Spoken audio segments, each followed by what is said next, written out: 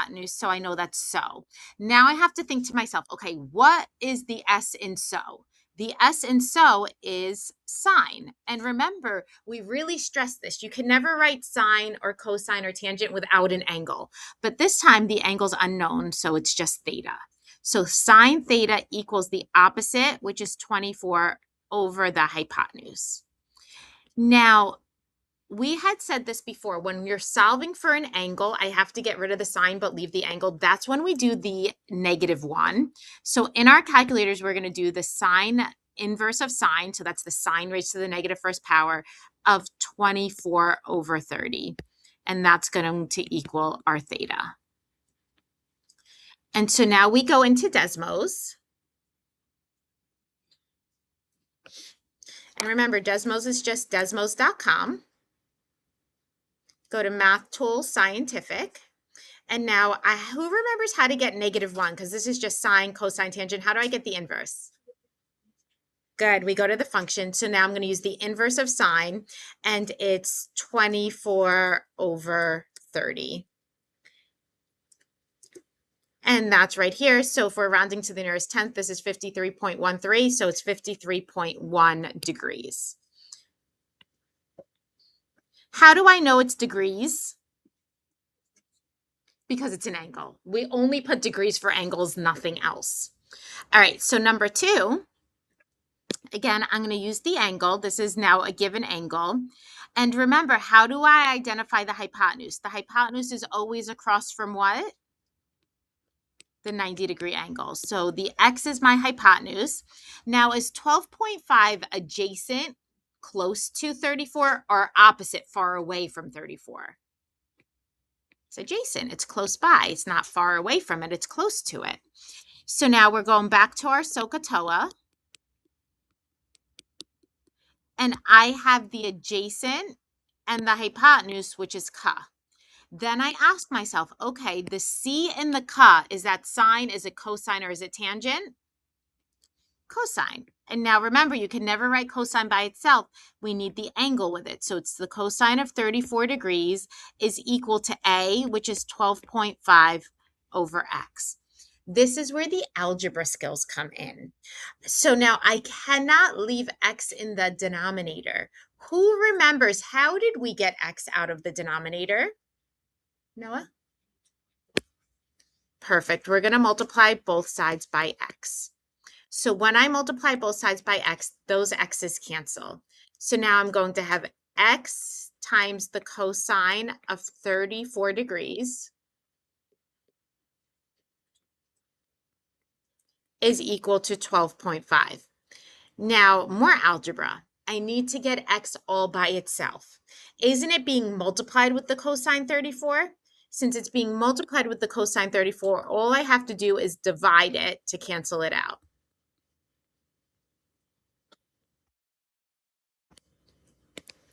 So now in my calculator, I am typing 12.5 division bar cosine 34 degrees. So now we go back to Desmos.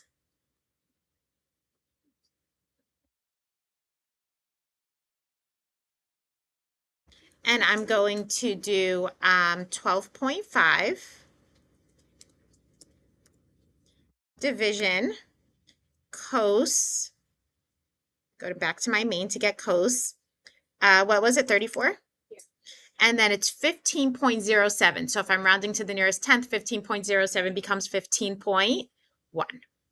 Is this degrees? No. Good, because it's not an angle. Which is right, x equals 15.1. So now there's a whole nother part where it says, do not use a calculator, meaning I can't use Desmos. I can't plug in. So it's going to be a special kind of triangle. So when they're saying the cosine of 60 degrees, I have to make my own triangle. And remember, trigonometry, sine, cosine, tangent only works if there's a right triangle. So I know there has to be a right angle. And so then the other angle is 60 degrees, which means the last angle has to be 30 in order to add up to 180. Now we have to remember the previous chapter. Across from the 30 is X.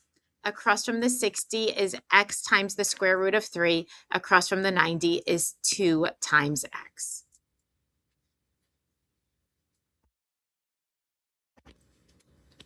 So now this is back to SOHCAHTOA.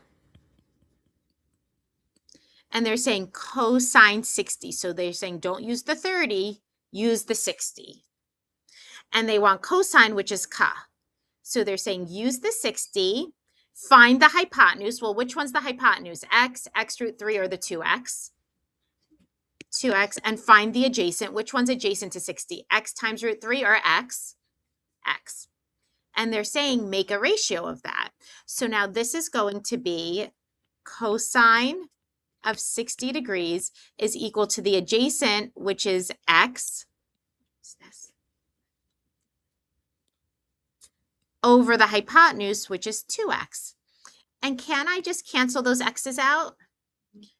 So the cosine of 60 is going to be 1 over 2. It's a half.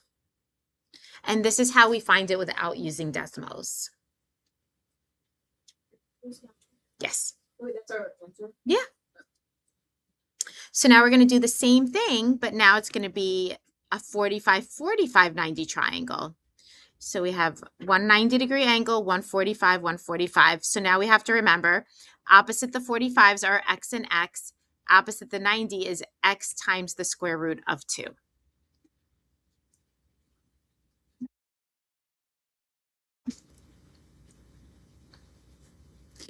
So now it's saying the tangent of 45. So I'm back to SOHCAHTOA.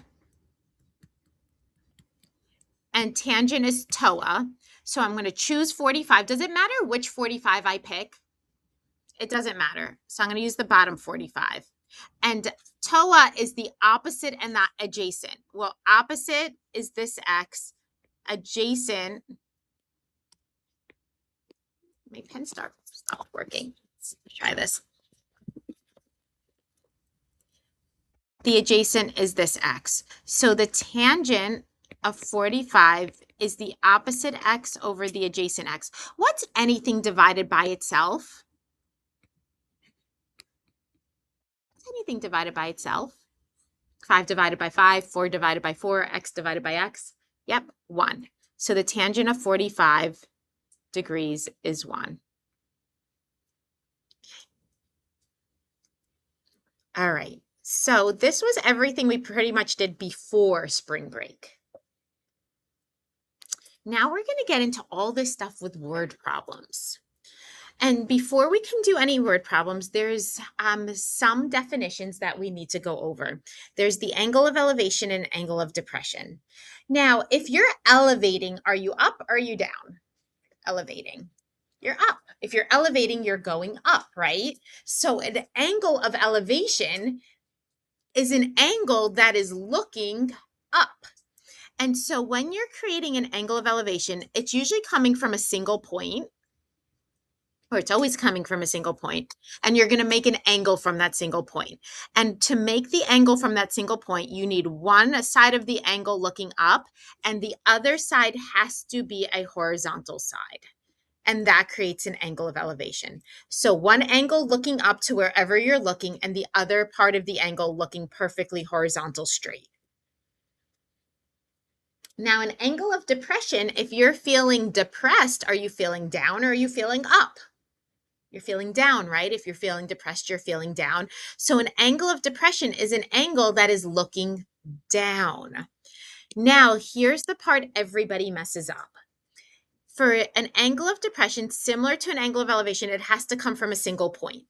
And now we're going to make an angle from that single point. Now that angle has to be one part of the angle looking down. Everybody wants to make the other part vertical. No, the other part cannot be vertical. The other part has to be horizontal, just like the angle of elevation. So in order to create an angle of depression, you need one part of the angle looking down. The other part has to be perfectly horizontal. All right. So what we're going to do right now is, looking at these diagrams, we're going to name the angle of elevation and the angle of depression using 3 letters. Oh, sorry, using numbers. So right now, we have 3 angles. right? We have angle 1, we have angle 2, we have angle 3. Do we all agree? 3 angles in this diagram. All right, let's start with the angle of elevation. An angle of elevation has to be looking up and a horizontal. Do we all agree the angle of elevation looks like it would be coming from this person looking to the top of the building and the horizontal? What angle number goes with that, looking up and horizontal? 1, 2, or 3? 2. So our angle of elevation is angle 2. Now, our angle of depression is coming from the building looking down at the person. That's absolutely going to incorporate my angle of depression. But now, is the angle of depression 3 made with a vertical or 2 or 1 made with the horizontal? Which one? How many people think angle 3 is the angle of depression? How many people think angle 1 is the angle of depression? Good. How do I know angle 1's the angle of depression, not angle 3? The reason I know angle 1 is the angle of depression, remember, I said an angle of depression has to be one part of the angle looking down, but the other has to be perfectly horizontal. That's why it's 1 and not 3. So angle 3 is the angle of depression. All right. Angle 2. Jonah, tell me, which angle is the angle of elevation, 1, 3, or 4?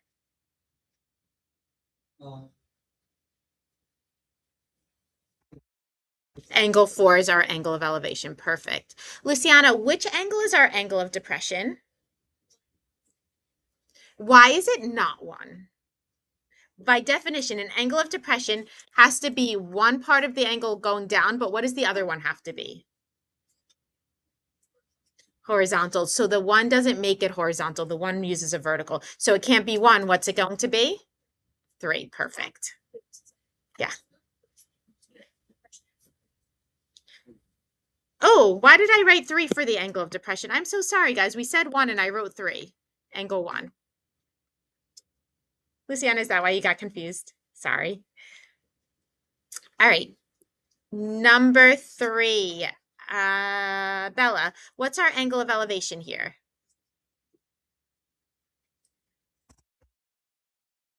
6, yeah. Our angle of elevation is 6. Maya, what's our angle of depression? Perfect.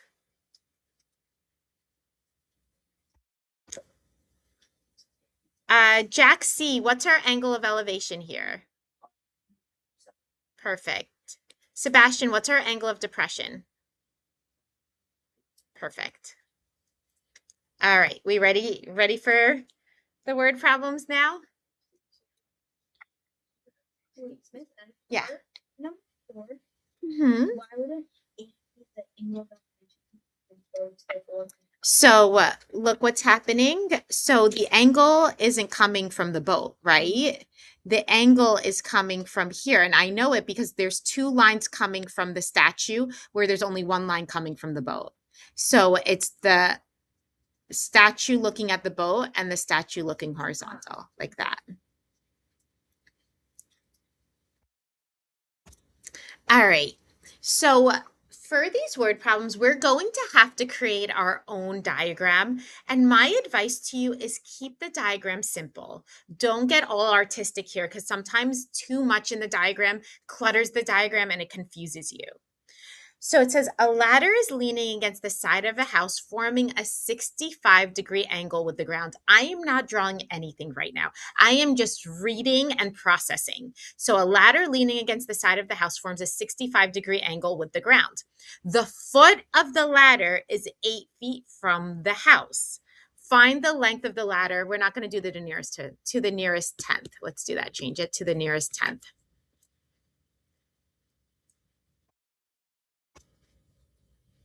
So I read it once without drawing anything.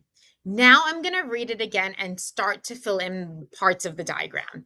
So it says a ladder is leaning against the side of the house, forms a 65-degree angle with the ground. So now what I need to create this diagram, I need my ground, I need a house, and what do I need to lean against the house? A ladder. And now when I lean a ladder against the house, do I put it perfectly tall and straight, or do we put it sort of on a slant?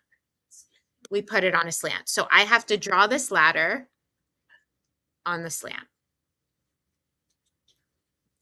I am not moving on to the next sentence. I'm now going to reread this first sentence. A ladder is leaning against the side of the house. Did we draw that accurately? Yes. Forms a 65-degree angle with the ground. Have we labeled that yet? No. So which one would be the ladder forming a 65-degree angle with the ground? Angle 1 or angle 2? Which is the angle of the ladder and the ground, 1 or 2? 2. What would be angle 1, the ladder with the what? House. Very good. So we want to label the angle made with the ladder and the ground as 65.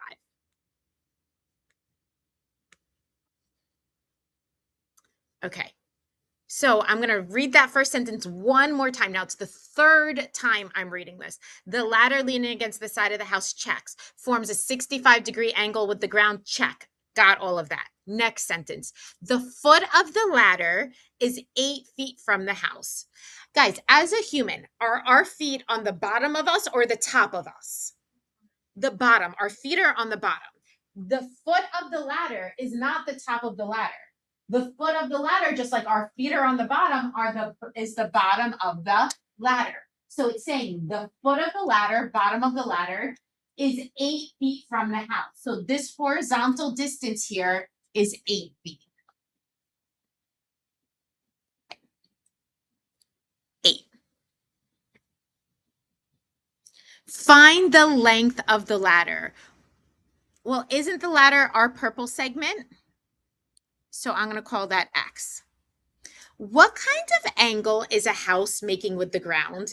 Really, anything that's properly built with the ground should be making what kind of angle? A right angle. So there's our right angle. So once we get our diagram, then what we're going to do is we're going to use the angle, never the right angle, never ever the right angle, one of the other angles. And we're going to look at the two sides we have labeled. And I'm going to ask myself, is the 8 the adjacent, the opposite, or the hypotenuse?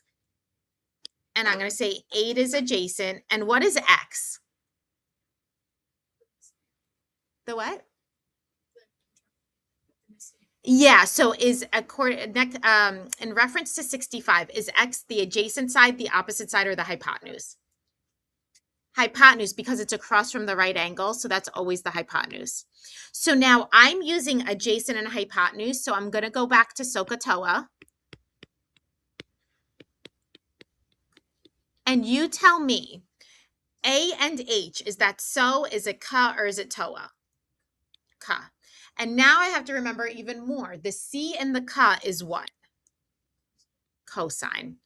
And I can never write cosine by itself. So it's going to be cosine 65 equals the adjacent, which is 8, over the hypotenuse, which is X. Okay. And now this brings us back to like what we were doing in the do now, right? Trying to solve for this. I cannot solve for something that's in the denominator.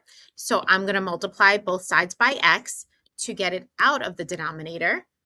Then I'm going to have X times the cosine of 65 equals 8. And now I'm going to solve for X. How do I solve for X? Divide by cos 65 on both sides.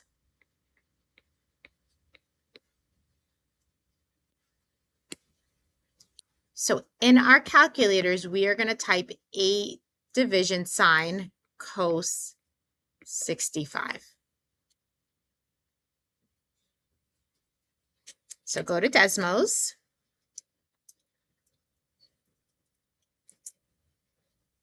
So I'm going to do 8 division sign cos 65, and it's 18.92. What is 18.92 rounded to the nearest tenth? 18.9. So we're going to get X is equal to 18.9 feet. So I'm going to put units because this is the word problems, and we're going to stay consistent with our units. So the ladder is 18.9 feet long.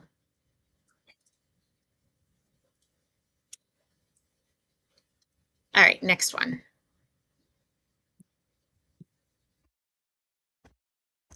Patricia is sitting on a pier. She has just tied her canoe to a hook at the end of the pier. If the pier stands 29 feet above sea level and the rope is 52 feet long, what is the measure of the angle formed by the rope and the pier? It says round to the nearest degree. We're going to say round to the nearest tenth. So let's change that. Round to the nearest tenth.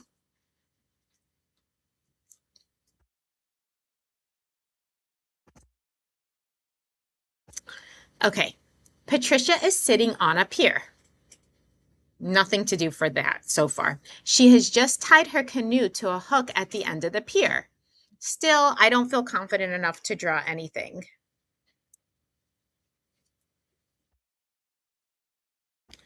Okay, Patricia is standing on a pier. She has just tied her canoe to a hook at the end of the pier. I don't feel confident to draw anything yet.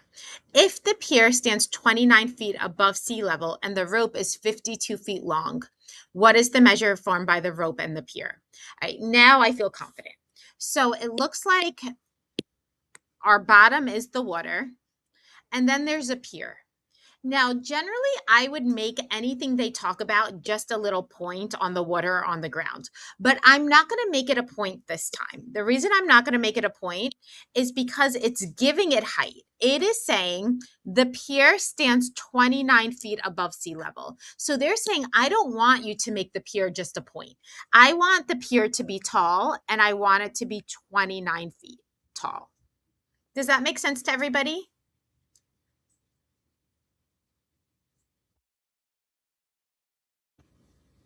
And they're saying the rope is 52 feet long. So what does that mean I have to draw on this?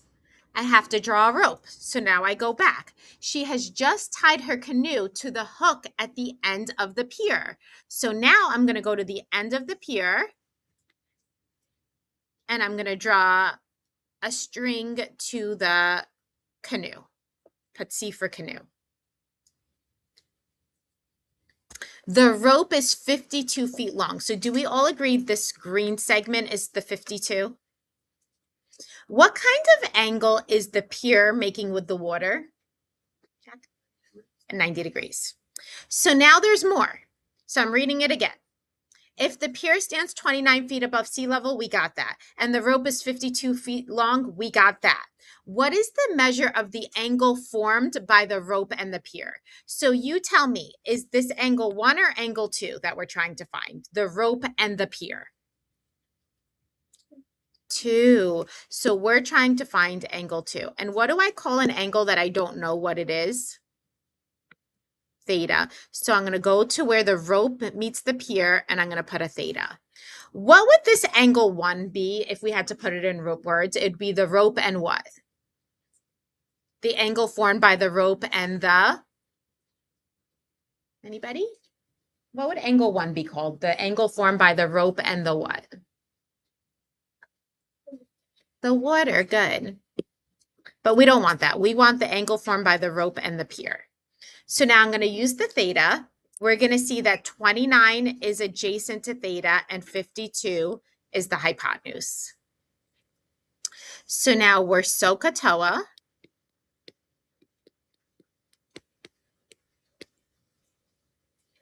And adjacent and hypotenuse, is that so, ka, or toa?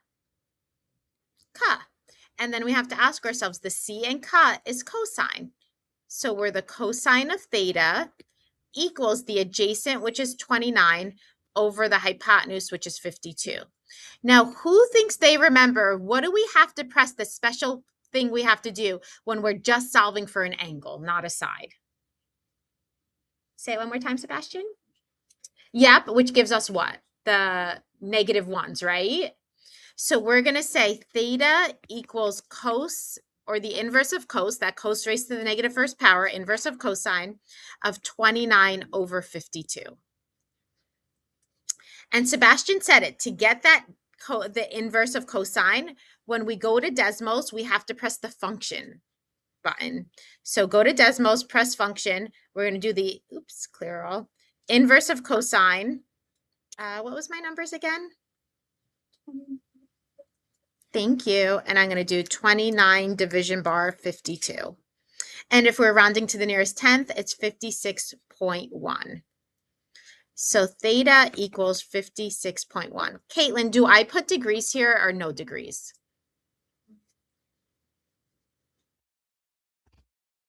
Good. Why? The only time we put degrees is for what? An angle. If it's not an angle, we don't put degrees. So this is an angle, so we put degrees.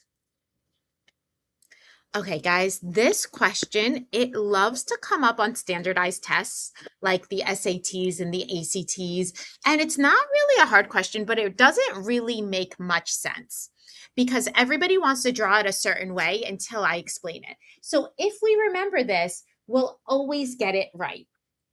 So it says when the angle of elevation of the sun is 52 degrees, a tree casts a shadow of 25 feet. Find the height of the tree. Let's not do the nearest foot. What are we going to change it to? To the nearest 10th. Yep. So cross this foot out. Let's put nearest 10th. All right. I read it one time. I'm going to read it again. When the angle of elevation of the sun is 52 degrees. I will show you the mistake everybody makes, and I understand this mistake. They're thinking the angle of elevation of the sun is, here's our sun, and it's an angle coming from the sun. Because that's sort of what the words suggest, right? The angle of elevation of the sun. That's not what this means at all. What it means, the angle of elevation of the sun, if this is my sun, the angle of elevation of the sun, and here's my ground, the angle of elevation of the sun is an angle that's reflected back towards the sun. So it's like the sun's rays reflecting back up. So an angle of elevation of the sun is an angle, and now you guys could draw this, is going to be an angle from the ground looking up at the sun. And because it's an angle of elevation, one part of that angle has to be looking up. The other part is the horizontal ground right here. So it says when the angle of elevation of the sun is 52 degrees, they're saying the angle of the angle that's basically looking up at the sun is 52 degrees. That's the angle that's 52 degrees. A tree casts a shadow of 25 feet. Do I have my tree drawn here? No, so I'm going to draw my tree. Guess where I'm very strategically going to draw my tree? Any guesses? Do you think I'm going to draw my tree here? No. Where am I going to draw the tree to help me out? Jay? On the what? Yeah, I'm going to draw my tree right here. Here's the tree to close up my triangle, right? Because wouldn't that be where it helps me? So it says find the height of the tree. So do we agree this is X? There's one thing that was not labeled. What was not labeled yet?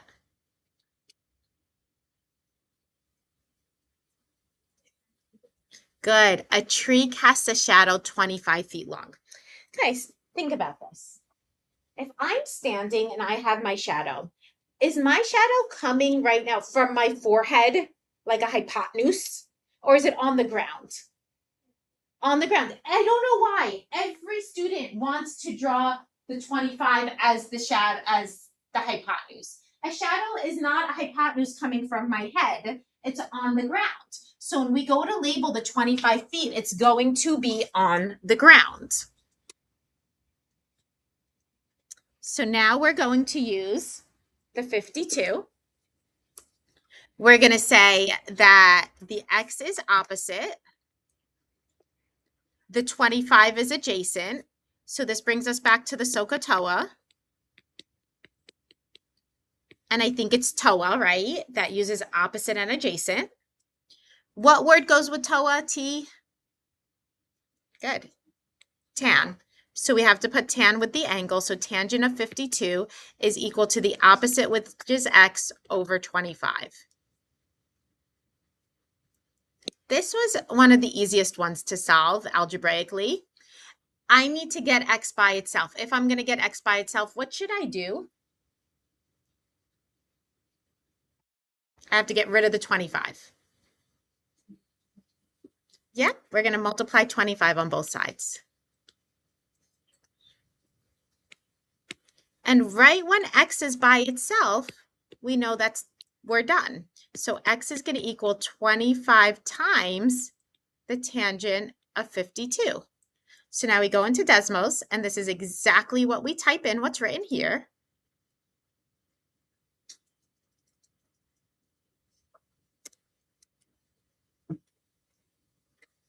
I'll go back to main, 25 times tan, what was it, 52? Okay. So, ooh, I love this problem.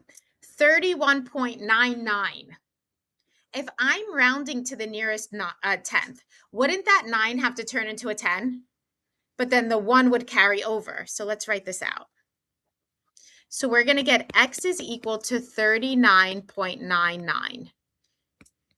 So if I'm rounding to the nearest 10th, this becomes 40.0. I have to put the 0.0 to show the 10th spot because the 9 rounds to the 10. So you leave the 0, you carry the 1 over to make it 40. So 40.0. If you do not have the 0.0, then you did not accurately round to the nearest 10th. All right.